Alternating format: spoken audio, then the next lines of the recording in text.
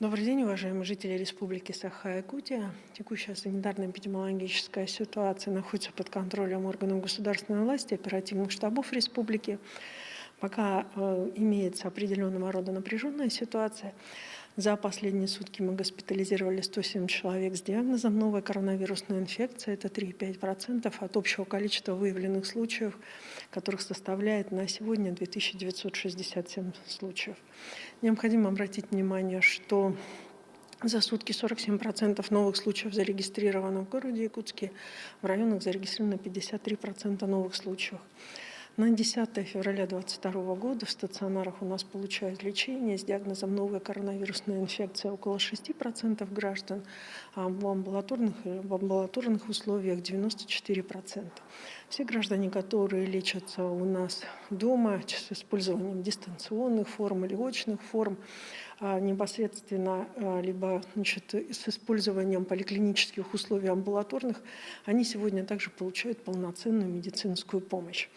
За сутки в республике действительно непосредственно выздоровело очень большое количество граждан, 4576 человек, такое количество граждан. В общем-то у нас около 5000, это второй день фиксируется количество выздоравливающих. И, конечно же, это и большой труд и людей, и прежде всего коллективов медицинских организаций, которые работу эту, безусловно, выполнили, оказав эту медицинскую услугу с условием выздоровления людей. Само по себе заболевание также пока продолжает осуществляться и проходит оно само течение вируса в легкой форме. Однако необходимо обратить внимание, что госпитализируются у нас в основном люди пожилого возраста, и часть из них не имела вакцинирования. Соответственно, это и осложняет прохождение самого заболевания, и очень много сегодня у нас в больнице госпитализировано людей с осложнениями. Легкая форма, она обусловлена в том числе и теми темпами вакцинации, которые у нас были в республике. Первым компонентом у нас в республике уже привито около 81,3% от взрослого населения.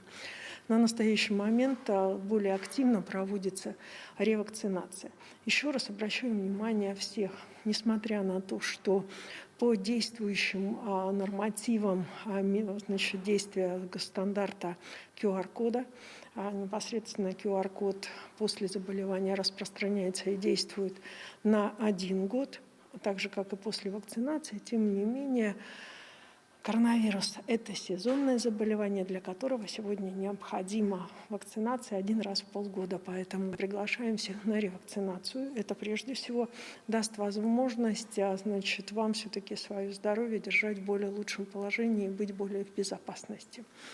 Необходимо обратить внимание, что все службы, как медицинские, так и социальные, работают на территории республики слаженно, в четком понимании. Продолжает работать республиканский корпус волонтеров. Сегодня там работает 1700 волонтеров. Они оказывают помощь пожилым гражданам в доставке продуктов первой необходимости, медикаментов. В республике 343 волонтера доставляют бесплатные лекарства амбулаторным больным новой коронавирусной инфекции.